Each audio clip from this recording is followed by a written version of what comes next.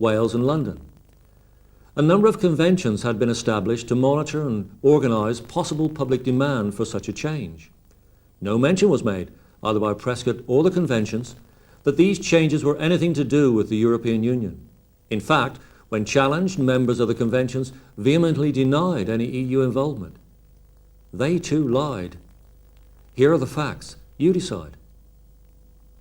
In 1992, the Maastricht Treaty established the Committee of the Regions in Brussels, at which two representatives from each of the regions in the EU, including those from Britain, began regularly to meet. In 1996, the EU published brochures on the regions. This one, for the Southwest, refers to it as the Southwest, a region of the European Union. The word England does not appear. Later in the brochure, Scotland, Wales, London and Northern Ireland are shown as 4 of the 12 regions in the UK. This map, printed by the EU in 1997, shows the countries of the European Union, including Britain, divided up into regions. Again, the word England does not appear on this map. Published in 2000, this document from the Southwest Regional Planning Guidance illustrates how the counties of the Southwest will be replaced by new sub-regional boundaries. In May 2001, the Committee of the Regions in Brussels issued this document, showing the development of the regions within the EU structure. On the 26th of June 2001, this EU document defined the way the new regional structures will be classified into sub-regions and smaller regions. The familiar 1,000-year-old county structures, unique to these islands, will disappear. The new map of Britain will look like this. In each of the 8 intended regions in England, 3 EU governmental structures have been set up. They are the Regional Government Office, the Regional Development Agency, and the Regional Chamber. The members of these 3 structures are all political appointees. 2 members from each of the regional chambers regularly attend at the Committee of the Regions in Brussels.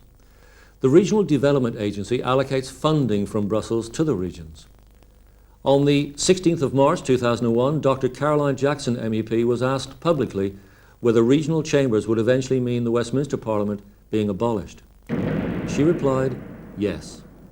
In September 2000, Austin Mitchell MP admitted that these changes would get little, if any, public support, and so made another familiar suggestion.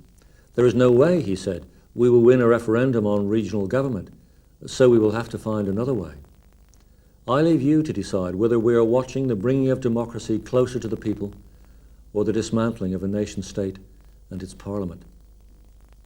This is the EU governmental structure that now controls our country.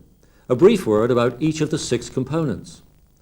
The presidency is held by each of the nation-states for 6 months on a rotating basis. It is purely symbolic. The European Council is the first of the 3 forums that now govern us.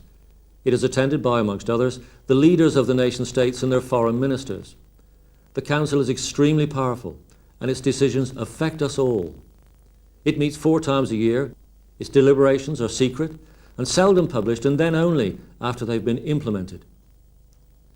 The Council of Ministers consists of 1 representative at ministerial level from each member country. The minister with the portfolio for the topic being considered, such as farming, education, law and order, etc., will attend. The extensive powers of the Council are directed towards the development of a European state. Britain is unable to prevent damaging legislation, as most decisions in the Council are now decided by qualified majority voting.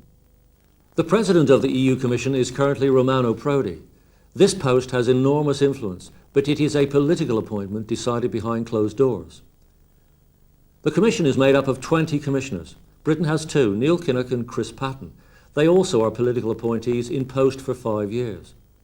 The Commission is responsible for virtually all the EU laws that now govern us.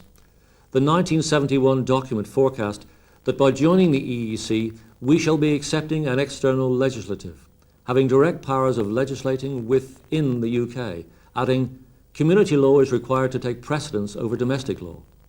The British public wasn't told that back in 1971. And neither was it told this. Most EU law is now by way of regulation, which prohibits any involvement by Westminster other than implementation. Again, that 1971 document warned, In the case of regulation, there is no room for parliamentary action. Parliament must take the regulation as it stands. Some 80% of all the legislation going through the Westminster Parliament today is merely the rubber stamping of EU regulations. Approve or not, Westminster has no choice but to implement regulations, whatever the cost or however impractical. A classic example of this is the ozone depleting substances regulation, prohibiting the return of old refrigerators and freezers to retailers, classifying them as hazardous waste. Local authorities are now required to process them in specially licensed plants that don't exist in the UK. Fridge mountains are appearing all over Britain, and the fly tipping of old machines has become commonplace. Westminster is powerless to prevent any of this. Britain currently has 87 of the 626 MEPs sitting in the European Parliament. This is not a parliament as we in Britain know it. It cannot create laws or raise taxes and is virtually powerless. It is merely a talking shop and exists to give the impression of democracy to the electorates of the EU. Regulations from the Commission must be ratified by the European Parliament before becoming community law, but the Parliament has little authority to prevent them. All regulations eventually go through. Under this system, many thousands of laws have been made affecting every aspect of our lives. Here are just a few recent examples. Compliance with EU Directive 911/440 has resulted in the present disastrous state of our railways. Britain is the only EU country to fully implement this directive. It is reckoned that the End-of-Life Vehicles Directive from Brussels will lead to the